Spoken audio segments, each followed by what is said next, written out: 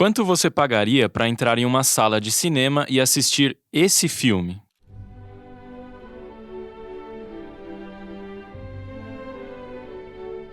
O que você acabou de ver são os primórdios do cinema. Você sabia que essa é a origem do que viria a ser isso? Avante!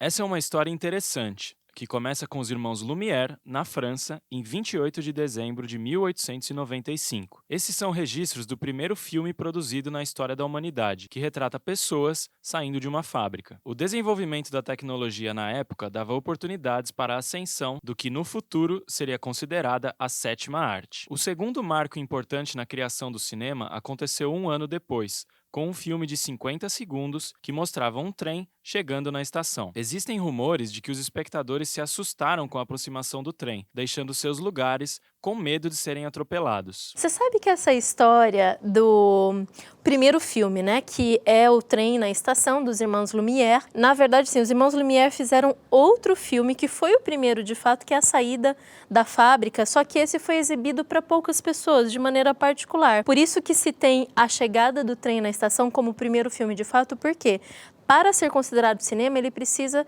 ter público, ele precisa estar apresentado de forma pública, e aí foi o que aconteceu. Então, reza a lenda que as pessoas saíram correndo quando viram o trem. A gente não sabe até que ponto isso é totalmente verdadeiro ou não, mas é muito interessante pensar em como isso impactou a vida das pessoas. Então, se eu pudesse definir uma palavra, eu diria que é o espanto, é o assombro, porque era uma tecnologia tão nova, um negócio tão louco. A fotografia já causou um certo impacto, porque antes a gente tinha pintura. Então, se as pessoas desejassem ter um retrato, elas precisavam contratar um pintor para fazer isso. A fotografia já tem essa quebra de paradigma, dizendo, olha, é possível você ter uma imagem de forma muito rápida das coisas. E a partir daí para o cinema foi um pulinho, foi questão de poucos anos depois disso, né? Então os dois são frutos do século XIX. A fotografia do meio do século XIX e o cinema do fim do século XIX. Qual é o grande diferencial? Que as pessoas estavam presenciando uma transformação tecnológica e aquilo que mais para frente viria a ser considerado arte. Mas afinal, você já se perguntou o que é cinema? Normalmente, quando eu falo sobre cinema, quando eu dou aula sobre cinema, uma coisa que chama mais atenção é que o cinema é uma linguagem. Porque a gente sempre fica naquela questão, o cinema é arte, o cinema é uma indústria, faz parte de uma indústria cultural. Mas, acima de tudo, ele é uma linguagem por quê? Assim como a gente está conversando aqui, estou usando português para conversar com você, e você está me entendendo porque você entende o signo. Né? Então a gente consegue se comunicar porque eu falo uma coisa, você entende, você responde para mim na mesma chave, né? Mais ou menos com o mesmo signo. O cinema é assim também. A diferença é que em vez de palavras a gente usa as imagens, e imagens em movimento, certo? Então, só que é só isso? Não. Por quê? Tem um livro muito legal, talvez um dos mais complexos e completos sobre essa questão da linguagem cinematográfica, que é O Cinema Pensa, do Júlio Cabreira. Um filósofo que vai unir a filosofia ao cinema, se utilizar do cinema como uma forma de você interpretar questões graves da nossa vida, questões complexas que a filosofia tenta dar conta, a literatura também, e aí ele se pergunta por que o cinema não pode dar conta também dessas questões complexas. E aí fica muito claro essa questão de que o cinema é, de fato, linguagem. Só que eu preciso entender essa linguagem, eu preciso também explicar para os outros, para que eles entendam. No Brasil, o surgimento do cinema não estava tão distante. Após alguns meses da exibição das produções europeias, o cenário nacional passou a existir. O cinema começa no finalzinho, no Brasil, né? No finalzinho do século XIX, 6, 7 meses depois que os Lumières lá na França fazem as primeiras filmagens, já tinha gente filmando no Brasil.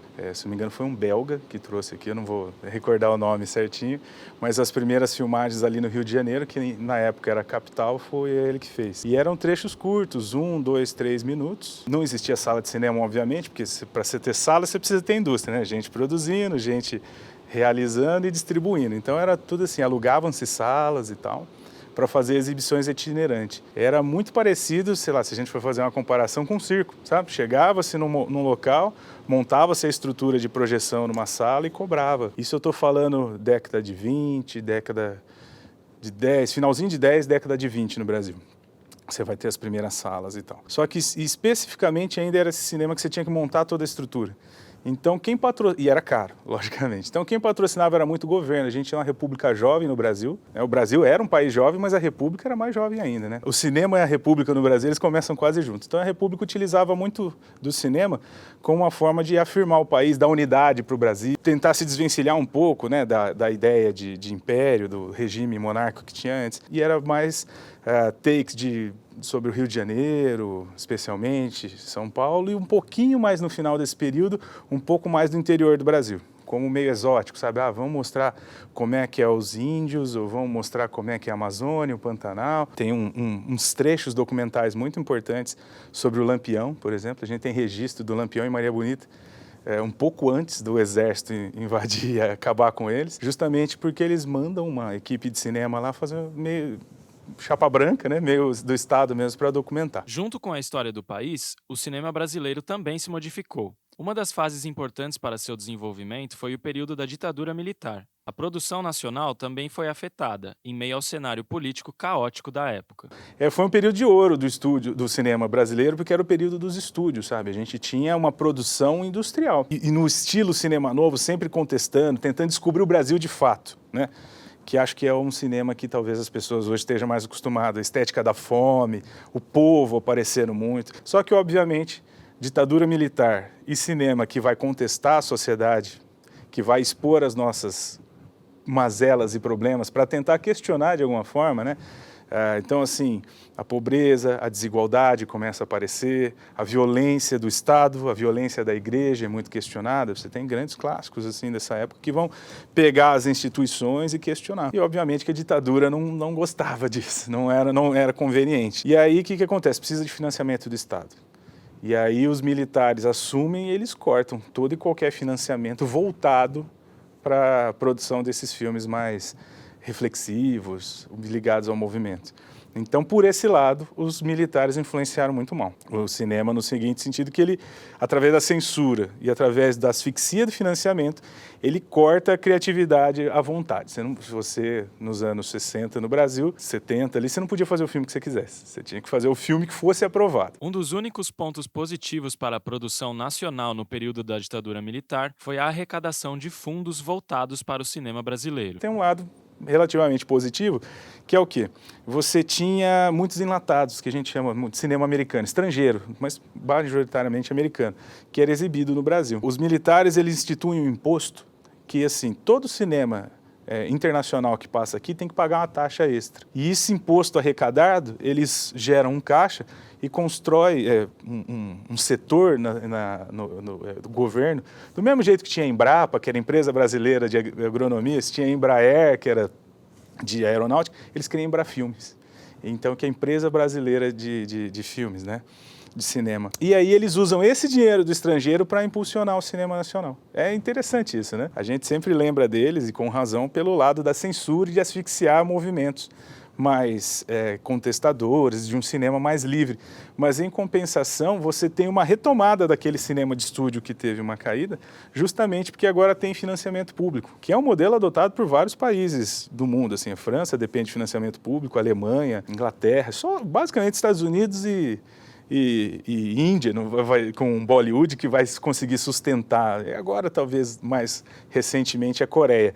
Um cinema sem muita intervenção do Estado. Mas, ainda assim, para se desenvolver, eles precisaram do Estado. Então, é isso. Eu acho que os militares eles têm dois eixos muito claros. O cerceamento da liberdade, por um lado, e, ao mesmo tempo, o estímulo ao cinema, criando uma empresa nacional que eu ou você podíamos pôr um projeto lá. Se não fosse contra os interesses, não precisava nem de ser tantos interesses, mas se não fosse contra, a gente conseguia realizar um filme. Na atualidade, o cinema brasileiro está estabilizado e apresenta a estrutura para grandes produções. Porém, nem sempre foi assim. Em 1992, o país produziu apenas um filme, e esse ano pode ser considerado a data de óbito no cinema nacional. O renascimento só se concretizou quase uma década depois, no ano de 2001. O cinema atual é filho da Ancine, que é a Agência Nacional de Cinema. Junto com isso, o Senado vota um negócio que é muito importante, que é a Lei do Incentivo do Audiovisual, ali também nas décadas de 90. E como é que constitui isso? Ao invés do Estado, como era na Embrafilmes, pegar o dinheiro de imposto, concentrar e decidir quem vai e quem fica, que era muita ideia dos militares para poder controlar, a Agência Nacional ela só regula a Ancine. Então você pode colar numa empresa, chegar numa empresa e falar assim, ó, quero produzir um filme. Tem uma lei aqui que se você me der esse dinheiro, você pode abater do imposto que você paga para o governo. E aí eles pegam, as pessoas começam a escrever projetos e editais, começam a captar dinheiro dessas empresas, especialmente, é engraçado como as coisas são, especialmente de empresa pública. Então a Petrobras passa a ser uma grande patrocinadora de cinema nacional via lei de incentivo. Acompanhando a boa fase do cinema brasileiro, o interior de São Paulo também se destaca na atualidade. No centro-oeste paulista, Bauru é protagonista no cenário local. A cidade é o único arranjo produtivo reconhecido pelo estado de São Paulo, incentivando ainda mais a produção na região. A partir de 2021, a cidade de Bauru passa a ser reconhecida como um arranjo produtivo local de produção audiovisual. Isso aconteceu por conta de uma organização, um coletivo de produtores audiovisuais que se organizaram e começaram a trabalhar em prol do audiovisual na cidade com diversas ferramentas de fomento. Entre essas ferramentas de fomento, nós acessamos um edital da Secretaria de Desenvolvimento Econômico do Estado de São Paulo, que tem por objetivo fomentar diferentes áreas de serviços do Estado de São Paulo. Então, basicamente é um processo bem formal, na verdade, de documentação e de apresentação para a Secretaria de Desenvolvimento Econômico de como Bauru tem competência técnica, tem mão de obra especializada, tem um histórico na área do audiovisual e tem um potencial muito grande de desenvolvimento. Então, a partir do levantamento desses dados pelo coletivo e da formalização desses dados no processo burocrático, a gente passou, então, a ser reconhecido como um arranjo produtivo local de audiovisual, o primeiro do estado de São Paulo. A partir desse reconhecimento, a gente passa a ter acesso a uma série de editais de fomento para o audiovisual na cidade.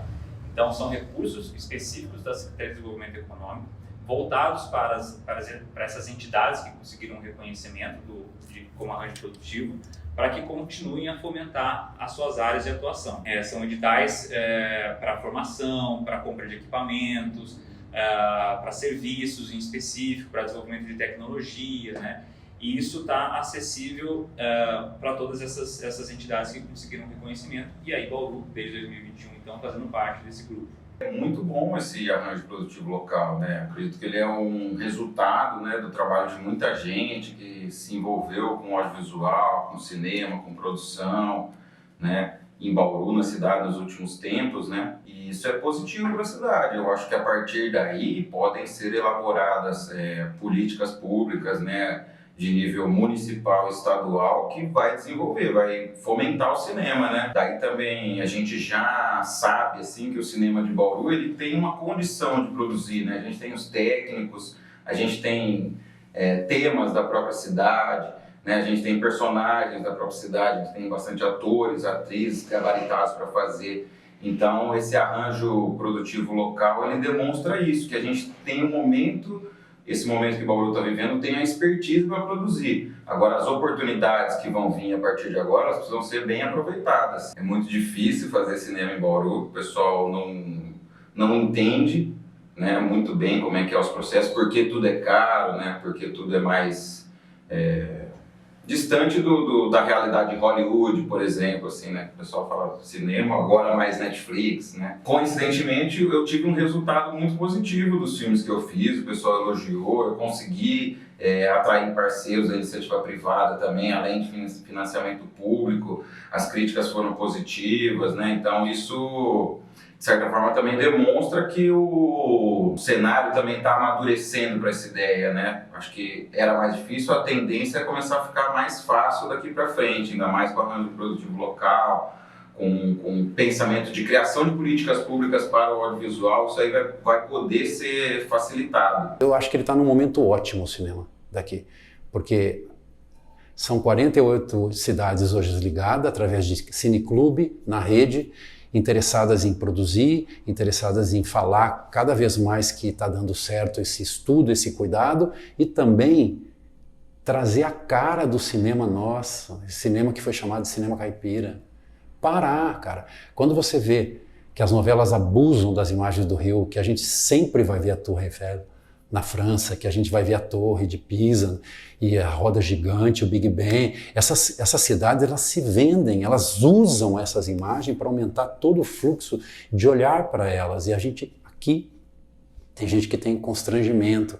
Ai, a gente fala com esse R, a gente tem que mudar, a gente tem que fazer um filme. E tem que fazer um filme que nem fazia e fez o Mazzaropi.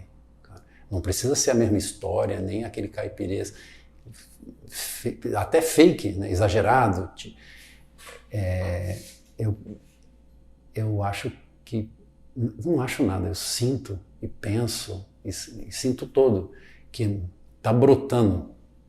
E quanto mais eu penso que a tecnologia hoje tudo pode, e unir rapidamente, e azarar com informações, as pessoas podem estar se achegando, né, para a realização disso, que vai ser o cinema potencializado ao máximo nesse estado nosso, que é o carro-chefe, como diz, da nação. Na verdade, eu consegui fazer o primeiro curta-metragem que eu considerei profissional, Os Relógios Adiantados, por conta do Programa de Estímulo à Cultura, que é um programa de incentivo municipal, é aberto uma vez por ano, mas ele é para todas as artes ao mesmo tempo, né? Ele não é uma coisa direcionada para o cinema. Um processo bem estranho, a forma como ele é escolhido, a forma que são selecionados os projetos, é uma lei muito antiga, com vários pedaços faltando, e o pessoal da própria secretaria também não colabora para fazer a coisa andar mais rápido.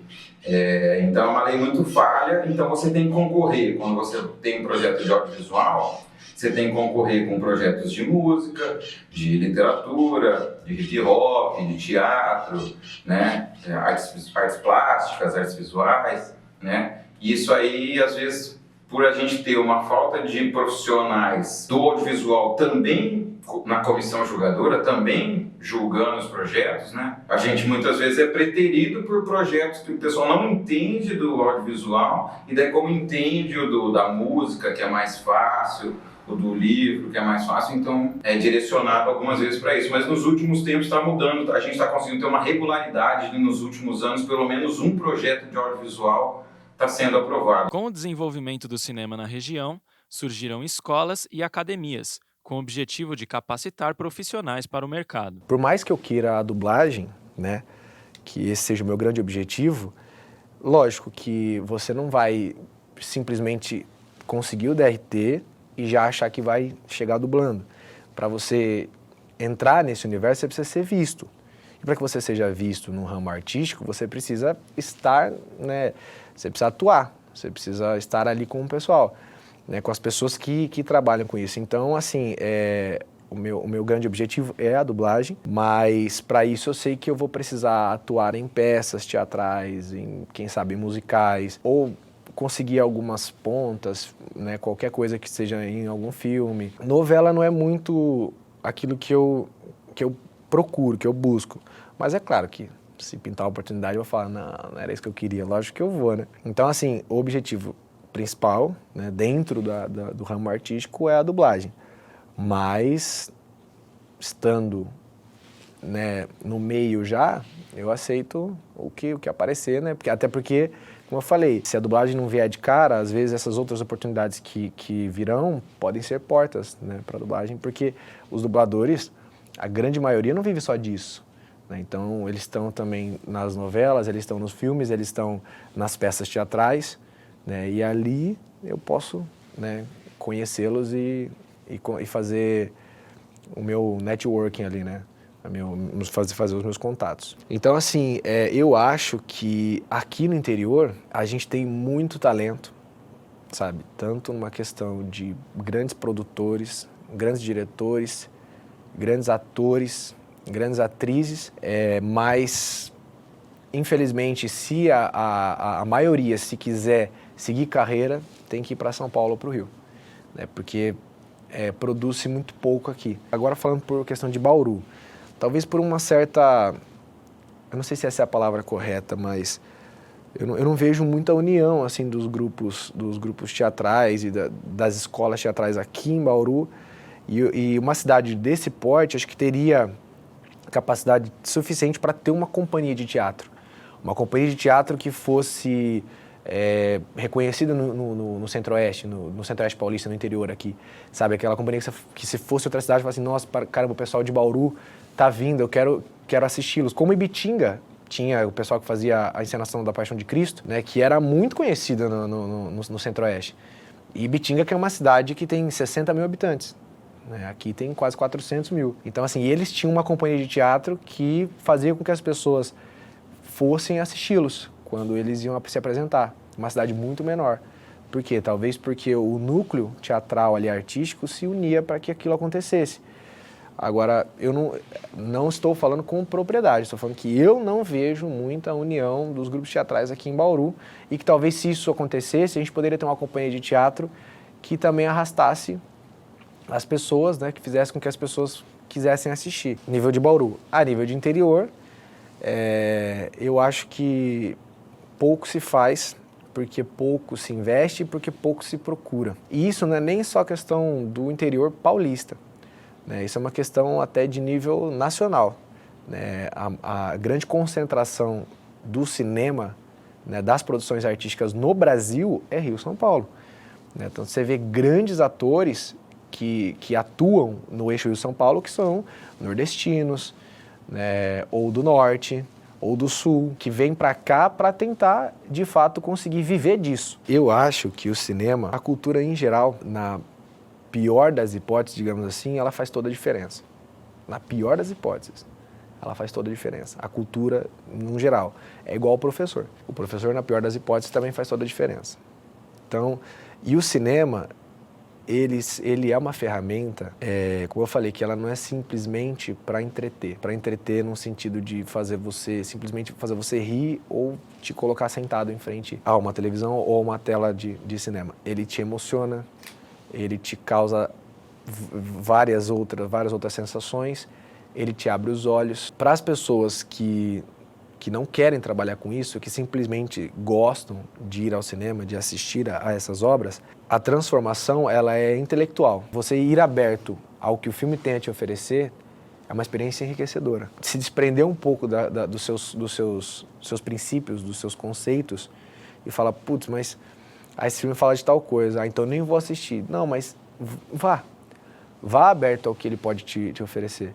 Porque assim, se aquilo condiz com aquilo que você pensa ou te agradou de uma certa forma, encare aquilo como algo que vai acrescentar na sua vida. Se não te agradou, se não tem nada a ver com aquilo que você pensa, encare aquilo como ficção. Para aqueles que querem trabalhar, a transformação ela ainda é maior. Lógico que tem muita gente boa, como eu falei, que tenta e acaba não conseguindo, ou que acaba que tem que tentar muitas vezes para conseguir, mas aqueles que conseguem, né, de fato, chegar ao cinema como técnica, como produção ou como atuação, eles têm suas vidas transformadas, transformadíssimas, né? A gente tem muitos exemplos, como eu falei, de pessoas que vêm de muito longe para tentar o cinema aqui e que se dão super bem, que se tornam grandes artistas aí, seja na parte de produção quanto na parte de atuação. E também, para quem quer trabalhar, não é só o seu status que vai mudar, não.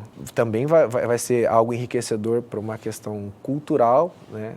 Para uma questão de conhecimento, também vai ser algo enriquecedor. Olha, a Academia de Cinema Hollywood surgiu para fomentar e capacitar a mão de obra qualificada para o trabalho do audiovisual aqui no interior do estado de São Paulo. A Agência Nacional de Cinema, desde quando ela foi criada, ela veio para fomentar esses núcleos de cinema em todo o Brasil. Mas ainda é muito difícil, nós temos um caminho muito grande, porque os editais, tanto editais estaduais quanto editais federais, ainda é muito difícil a gente conseguir uma qualidade, conseguir passar num edital. Os editais estão aí, dinheiro tem disponível, milhões, Só que para a gente conseguir um edital, você tem que ter qualidade, não pode ser qualquer um, porque é um dinheiro público.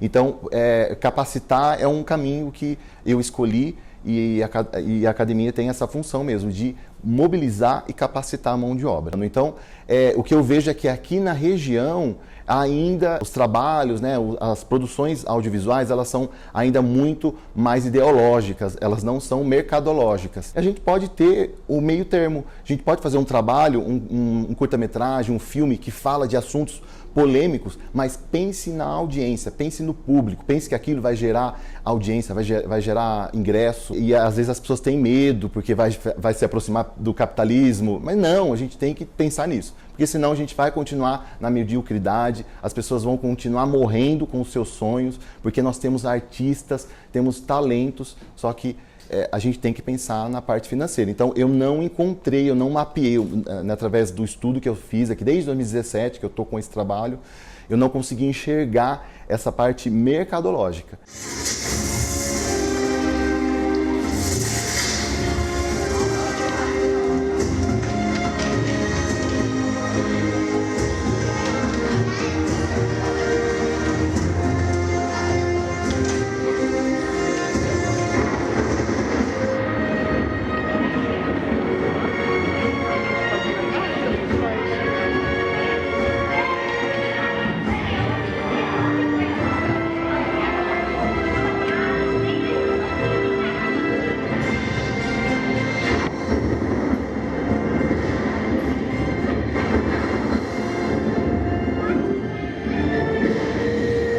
A produção do figurino, ela vem com base no roteiro que é elaborado, e então tem todo um conceito, ainda a gente não executou essa forma, né? Porque no teatro os atores, eles, na sua maioria, eles acabam também participando da produção.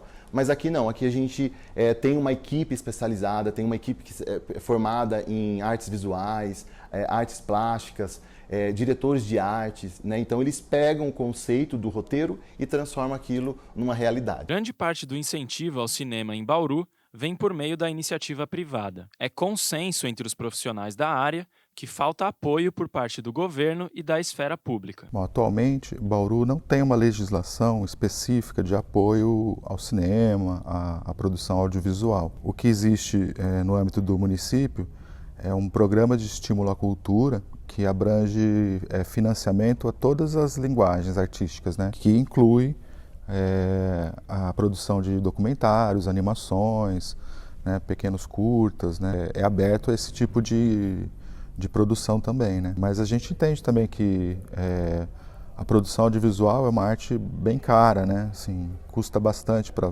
produzir, né? Você tem equipe, equipamento, locação, e que assim os municípios, eles têm um orçamento muito baixo na questão cultural, né?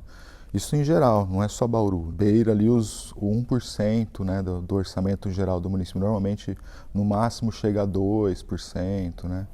Então, você acaba restringindo esse tipo de incentivo, né? A Secretaria, ela apoia iniciativas. Então, por exemplo, se algum grupo for realizar alguma mostra de cinema, a gente pode oferecer a estrutura aqui do teatro para exibição. Se for alguma exibição externa, a gente pode fornecer equipamento de sonorização, né? Enfim, esse tipo de apoio, né? Ajudar na divulgação, né? Todo dia eu acordo com uma esperança. Todo dia eu acordo com a esperança de que uma lei nova vai surgir, de que um político vai pensar em nós aqui da região, apesar de ser difícil, mas eu tenho esperança. Acho que a educação, ela vai ajudar, ela vai gerar oportunidade de emprego, porque para a gente fazer um bom trabalho, a gente tem que ter mão de obra qualificada. E tudo isso vem da educação, estudar, pesquisar. Então eu falo isso para os meus alunos. Estudem, gente, leiam, porque o cinema, teatro, a gente tem sim que estudar, tem que se aperfeiçoar e nunca parar. Então, eu acredito, tenho esperança na educação, sempre. Ela vai salvar a gente, com certeza. A gente teve um festival esse ano, online, né, chamado Raízes do Cerrado. A ideia do festival foi reunir algumas produções já realizadas, né, por realizadores aqui de Bauru, e promover um bate-papo seguido da exibição da produção, né? Então é esse tipo de apoio que atualmente Bauru oferece no âmbito do poder público municipal. Eu acho que você incentivar a exibição de filmes pelos bairros é uma forma de você popularizar. Mesmo com os desafios enfrentados pela produção de audiovisual, com o descaso do governo atual e a desvalorização da cultura, o cinema do interior resiste e possui impacto direto na vida das pessoas. Mas, afinal, o que o cinema significa para você? Para mim, o cinema é essencial. Eu não consigo ver minha vida sem os filmes, sem olhar para isso, sem aprender com eles principalmente.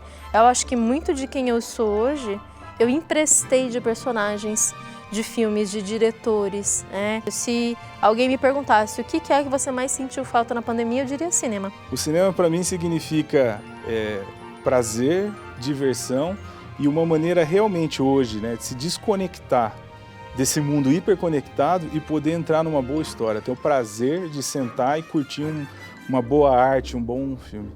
Eu acho que cada vez mais no mundo de hoje, com WhatsApp, Facebook, redes sociais no geral, a gente se coloca o tempo todo respondendo alguém, conectado a alguém. Acho que o legal é que o cinema, eu ainda sou o cara que agora na pandemia nem tanto, mas eu gosto de ir na sala do cinema. Enfim, você tem um contato com a arte que mexe com seus sentimentos e aí você consegue ainda se conectar a algo sem que você tenha que ficar a 1000 por hora preocupado com a realidade. Assim, eu acho que o cinema é isso.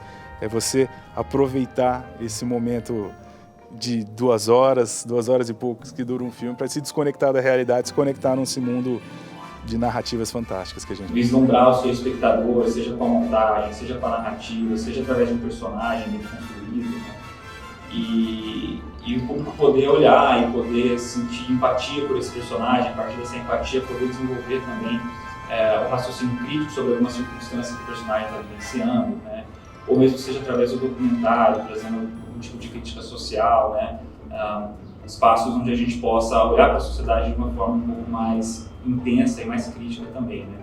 Eu acho que ele é um espaço tanto de um entretenimento, de arte mesmo, de você se propor ali enquanto, né, um realizador e desenvolver uma ideia, a partir dessa ideia conseguir trazer algum tipo de impacto, mas ele também tem processos educativos assim, que acontecem numa segunda instância, né, num segundo plano, que são muito importantes também para a gente poder olhar para a nossa sociedade de uma maneira mais diversa. O cinema, para mim, é a minha vida, é a minha alma. Eu sou apaixonado por cinema. Eu não fiz ainda cinema, não entrei numa sala de cinema, né, com um filme, porque é muito difícil no país, é muito difícil. Mas fazer audiovisual, fazer um vídeo, um curta-metragem, é a minha vida, é a minha paixão, trabalhar com essa parte da imaginação. Trabalhar com imaginação é coisa infinita. Eu não lembro quantos anos que eu tinha, mas eu fui no cinema e eu me vi naquela bolha assim do plástico lá que estavam tirando ET. Aquilo ali já entrou na minha mente, eu falei, tem alguma coisa aí que eu quero conhecer mais esse universo. E daí um pouco depois, eu mudei de São Paulo para Bauru, quando chegou em Bauru meu pai abriu uma videolocadora. Então facilitou muito, porque a sala era lotada de fitas e a gente tinha acesso a todos os gêneros a qualquer momento. Então eu tinha a oportunidade de, sei lá, fazer um Unidunité ali, pegar assim, Goonies, aí você fazia outro, Monty Python, tal, daí depois você ia outro, né, Woody Allen, você ia colocando ali, você ia vendo as coisas, né? O cinema significa para mim, ainda como um consumidor do conteúdo, ele significa uma mudança muito grande na minha forma de pensar, na minha forma de ver o mundo, na minha forma de... na minha empatia, no meu eu social, digamos assim. Ele foi uma transformação muito grande na minha vida, né? Porque foi através do cinema que eu tive o primeiro contato com muitas realidades que eu não fazia ideia de como era. Então, às vezes são nessas obras que parecem que são de assuntos triviais ali e tudo, mas são nessas obras que você tem um contato assim que às vezes até te choca, você fala, nossa, mas é assim mesmo? né, dessa forma que as coisas acontecem, aí você vai pesquisar e ver que de fato que era um retrato fiel. E aí você passa então a ter uma outra visão daquilo que você tinha. Então você achava que era de uma forma, viu e falou assim, isso aí é coisa, tá no filme aí, mas não tem nada a ver. Mas será que não tem? Aí você procura e vê que tem. Aí você fala, caramba, então foi o cinema que te abriu os olhos primeiro. E para alguém que quer trabalhar com isso, né, por mais que não seja, como eu falei, por mais que o grande objetivo não seja o cinema em suma, né, mas seja uma ramificação do cinema, né, que é a dublagem, para quem quer trabalhar com isso, é um sonho. Ainda é um sonho que eu pretendo conseguir alcançar, né, e como todo sonho, é algo que a gente viaja no imaginário aí, tentando imaginar como vai ser, né, quando vai ser um sonho pelo qual eu estou batalhando para que se torne realidade. E para quem só consome, né, é uma ferramenta transformadora. Assim como a gente já falou sobre a transformação, né, para mim é uma transformação de visão. Eu fico pensando assim, por que chama sétima arte? Porque ele é um combo do que já existiu. Ele amarra tudo numa dimensão que é possível de ser transportada, mas ali você vê e viaja em arquitetura, em pintura, em tudo que tem, é música, é interpretação, é as artes cênica, é literatura pura, ou poesia. Então, assim, você não tem... Eu tenho a sensação de que é perfeito chamar ele de sétima arte, porque são 7 notas, o espectro da luz é 7 cores, ele acabou, ele chegou para ficar, assim, acabou. Não precisa pular o dinossauro fora da tela, para mim nada disso, o cinema é aquele mesmo, tela grande, com cheiro de pipoca, você comendo ou não, mas sem barulho,